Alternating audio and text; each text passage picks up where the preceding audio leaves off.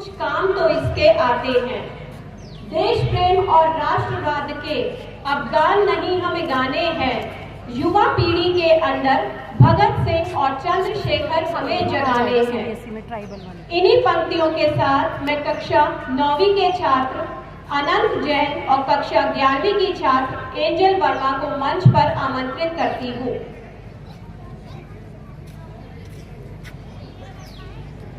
जय हिंद साथियों, आज मैं अनंत जैन आप सभी से बस आपकी 2 मिनट मांगना चाहता हूँ। मैं आपको बहुत कुछ बताने आया हूँ। क्या हुआ था उन आखिरी कुछ घंटों में, और जो हुआ उसे आज 90 साल बाद जानना और दोहराना क्यों जरूरी है? क्योंकि महान लोगों की मौत एक बार नहीं 2 बार होती है। एक बार तब जब उनके प्राण उनके शरीर को त्याग देते हैं, और दूसरी बार तब जब हम उनके जीवन से कुछ सीखना छोड़ देते हैं। सरदार भगत सिंह के जीवन और मृत्यु दोनों को मैं दुनिया का महत्तम लिटरेचर मानता हूं। आज हम सरदार भगत सिंह की जिंदगी के आखिरी कुछ घंटों से वो सीखेंगे जो हमारी जिंदगी की आखिरी सांस तक हमारे काम आएगा। भगत सिंह केवल 12 साल के थे जब पंजाब में जलियांवाला बाग हत्याकांड हुआ। वो बैसाखी का दिन था। ब्रिटिश फौज ने उत्सव का दिन मातम में बदल दिया। हजारों बेगुनाह लोगों को गोलियों से भूनकर राख कर दिया गया, पर हमारे भगत ने लहू से लाल हो चुकी जलियांवाला बाग की मिट्टी को मुट्ठी में लिया और सौगंध ली, अंग्रेजों को छोड़ूंगा नहीं। 12 साल की आयु में जब उनकी उम्र के बच्चे गिल्ली डंडा खेल रहे होंगे, तब हमारे भगत ने तय कर लिया कि अंग्रेजों के खून से होली खेलेंगे, और जो तय किया वो करके दिखाया। उस दिन के बाद पढ़ना, लिखना, खेलना, कूदना सब चलता रहा, पर लक्ष्य एकदम साफ था। क्या? अंग्रेजों का अंत। एक दिन की बात है, उनके पिता ने देखा नन्हा भगत मिट्टी में कुछ बो रहा है। उन्होंने पूछा तो भगत सिंह बोलते हैं, बापूजी इनकलाबी हो रहा हूँ, धरती में पिस्तौल बो रहा हूँ। एक बीज से 100 बंदूकें जन्म लेंगे, अंग्रेज गिन नहीं पाएंगे, इतनी गोलियां चलेंगी।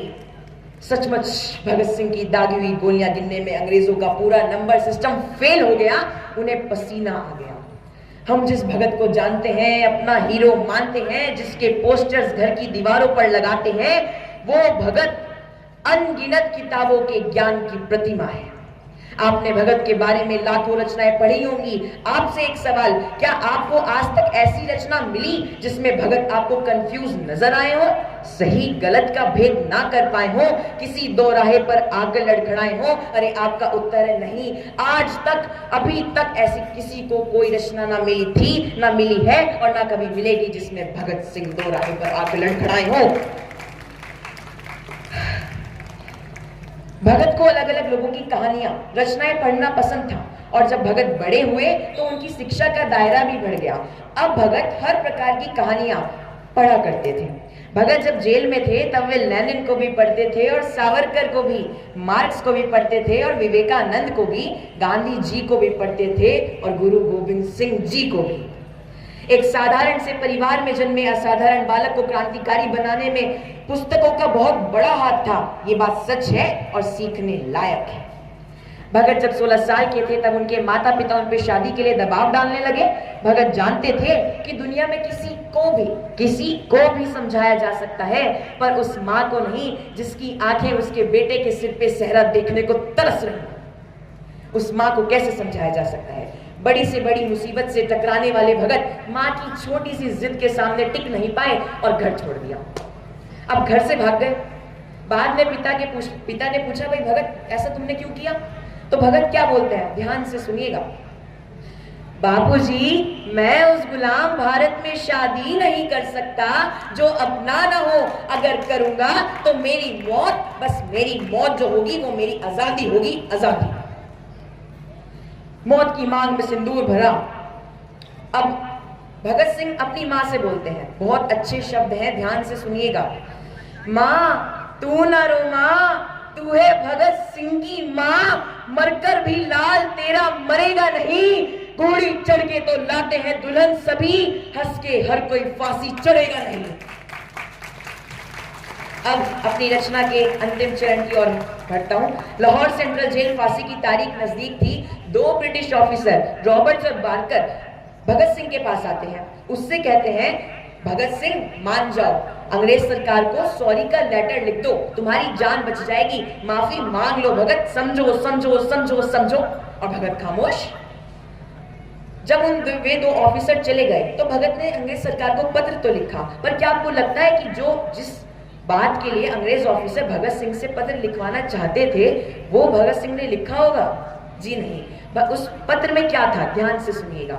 उसमें लिखा कि हे अंग्रेज सरकार, मुझे फांसी ना दी जाए, मुझे तो बीच बाजार में गोलियों से भूनकर राख कर दिया जाए, क्योंकि इसमें वीर की शान है, वो वीर गति को प्राप्त होता है अगर वो बीच बाजार में मारा जाए। भगत फांसी के फंदे पर और भगत की सोच, ओ देश मेरे तेरी शान पे सदके, कोई धन है क्या तेरी धूल से भड़के, तेरी धूप से रोशन तेरी हवा पे जिंदा, तू बाग है मेरा मैं तेरा परिंदा, ये अर्ज है दीवाने की जहां भोर सुहानी देखी, एक रोज वही मेरी शाम हो, कभी याद करे जो जमाना, माटी पर मर मिट जाना, तेरे जिक्र में शामिल मेरा नाम हो। भगत फांसी के फंदे पर। आखिरी शब्द इन्हीं पंक्तियों से मैं अपनी वाणी को विराम दूंगा। ए दुल्हन में राख बन सतलज नदी में बह गया, ए दुल्हन में राख बन सतलज नदी में बह गया, पूछ मत तेरी जुदाई दिल पे कैसे सह गया, है शहादत की खुशी जाते जाते दुख भी है, ए आजादी तेरा घूंघट उठाना रह गया, ए आजादी तेरा घूंघट उठाना रह गया। जय हिंद, जय भारत, जय भारत।